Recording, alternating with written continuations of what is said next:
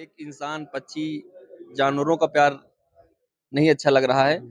तो अगर ये आने वाले समय में फिर आई तो ये जिस तरह सारस को हमारे कैद कर दी, इसी तरह इंसानों को भी कैद कर देगी। वो अगर कहीं जाना चाहता था, अपने दोस्त से जाकर मिलाता था, अपने परिवार के साथ के मेरे पास वीडियो है। नमस्कार, कन्नौज में मौजूद हूँ और यहाँ पर अमेठी पे चलकर आए हमारे साथ आरिफ, जो कि पिछले दिनों में सारस की वजह से फेमस हुए थे। वो हमारे साथ में मौजूद हैं, इनसे बातचीत करने का प्रयास करेंगे। वो कन्नौज में अखिलेश यादव के चुनाव प्रचार के लिए आए हैं कि वो 2024 के लोकसभा चुनाव को किस प्रकार से देख रहे हैं और किनके आदेश पर वो यहाँ प्रचार करने के लिए आए हैं। बहुत बहुत स्वागत है आपका आरिफ जी हमारे चैनल पर। 2024 के लोकसभा चुनाव को आप किस प्रकार से देख रहे हैं? चुनाव जो यहाँ कन्नौज में जो चुनाव हो रहा है, गठबंधन के प्रत्याशी है माननीय श्री अखिलेश यादव जी। और जो कन्नौज के लोगों का सौभाग्य है कि इतने बड़े नेता उनके क्षेत्र से लड़ रहे हैं। हर कोई चाहता है कि वीआईपी नेता हमारे सीट से लड़े ताकि वो वीआईपी सीट हो जाए। तो पहला दायित्व तो ये बनता है कन्नौज के लोगों का। जीत तो बहुत ढेर सारी होंगी, पर कन्नौज की जनता इस जीत को देश की सबसे बड़ी जीत में तब्दील करने का काम करेगी। जैसा गांव-गांव जाकर हम लोग समाजवादी नीतियों का जो काम हुआ है उसको बता रहे लोग, तो उससे देखने से ये लग रहा है कि जितनी जीत होंगी उससे सबसे देश में सबसे बड़ी जीत कन्नौज वाले जिता के भेजेंगे राष्ट्रीय अध्यक्ष जी को। आप गांव-गांव जाकर कैंपेनिंग कर रहे हैं, जनता किसको पसंद कर रही है, किस प्रकार से देख रही है चुनाव को? इतनी महंगाई हो गई है, इतनी बेरोजगारी हो गई, केवल एक ही नाम है उनके जुबान पर, अखिलेश यादव। 2024 के चुनाव में अगर हार जीत होती है कन्नौज में, क्या रहेगा? कितने वोटों से हार जीत होगी? सपा कितने वोटों से जीत जाएगी? लाख के ऊपर वोटों से सपा जीतेगी। जिस तरह क्षेत्र में जा रहे हैं, लोगों को प्यार मिल रहा है, उस तरह देखने से हम लोग को अंदाजा लग रहा है कि लाख के ऊपर से जीत होगी। कितने दिनों से आप कन्नौज में प्रचार कर रहे हैं? इसके बाद कहाँ जाना है? क्या दो आदेश है? तीन दिन हो गए हमको यहाँ आए हुए जी। इसके बाद फिर देखते हैं कहाँ जाना है। राजनीति से हटके अगर आपके दोस्त फारिफ की बात कर लें तो याद नहीं आती आपको सारस की? याद तो हमेशा आती है सारस की। जिस तरह से हमने उसकी सेवा की थी, वो मेरा दोस्त बन गया था, पर इस तानाशाही सरकार को वो गवारा नहीं समझा उसने और हम दोनों लोग को अलग कर दिया। तो ये जो सरकार है, ये मोहब्बत और प्यार करने वालों की दुश्मन वाली सरकार है, तानाशाही नीतियों का प्रयोग करती है।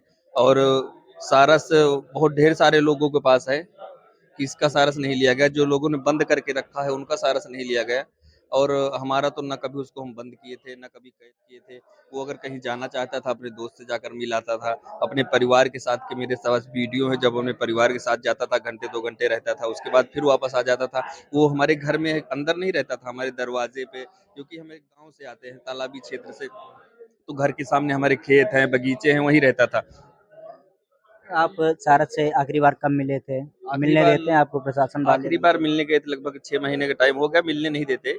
अब हमको उस बार हम मास्क लगा के, जैसे आम लोगों को चिड़ियाघर में जाते वैसे चले गए थे। बाद में जब हमने वीडियो अपने इंस्टाग्राम पे पोस्ट किया तो सब लोगों को पता चला, तब से हमको बैन कर दिया गया, वहाँ नहीं जाने देते हमको। बाकी कोई भी जाए, कोई भी मिल ले चिड़ियाघर में, सिर्फ हमको नहीं जाने दिया जाता वहाँ पे।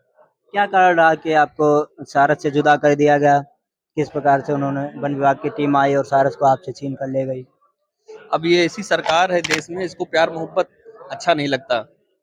तो जब इस सरकार को एक इंसान, पक्षी, जानवरों का प्यार नहीं अच्छा लग रहा है, तो अगर ये आने वाले समय में फिर आई तो ये जिस तरह सारस को हमारे कैद कर दी, इसी तरह इंसानों को भी कैद कर देगी। कई वीडियोज आए थे जिसमें आपका एक नया दोस्त बना था, उसके बारे में थोड़ा बताइए। वो भी ले गए हो तो। वो भी ले गए? जी जी। कितने दिनों के बाद आपसे वो लोग छीन ले गए? थोड़े दिनों के बाद ले गए थे। क्या कारण है आपके पास कोई, जो भी आपका नया दोस्त पक्षी बनता है सरकार छीन लेती है? अभी तो सरकार से, भाजपा वालों से आप सवाल कीजिए क्यों ले लेते हैं। उसको कहाँ रखा गया है? कानपुर में? उसको तो पता नहीं चला, वो तो सारस के बारे में तो पता है, वहाँ कानपुर चिड़ियाघर में है, बाकी उसके बारे में नहीं पता कहाँ पे है। बाकी आप देश के चुनाव को किस प्रकार से देख रहे हैं? आप अखिलेश यादव की कैंपेनिंग कर रहे हैं, क्या लग रहा है जनता किसको ज्यादा पसंद कर रही है? अब की बार इंडिया गठबंधन,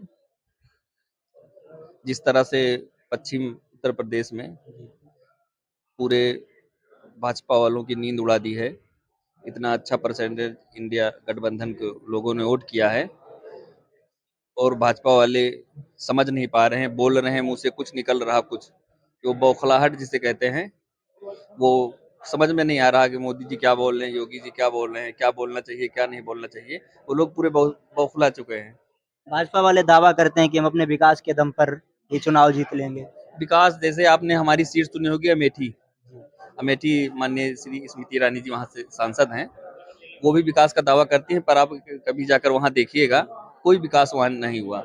हमारे यहाँ एक तालाबी क्षेत्र आता है, एक नाला हमारे मतलब वहाँ पे एक तालाब टाइप का, नाम उसका तालाब है पर हमें खेत लगभग 1200-1300 एकड़ में होगा, उसमें एक नाला नहीं बना। अगर नाला बन जाए तो वहाँ लाखों किसानों की जो जमीन है उसमें धान होने लगे, वहाँ सिर्फ गेहूं होता है, धान नहीं होता।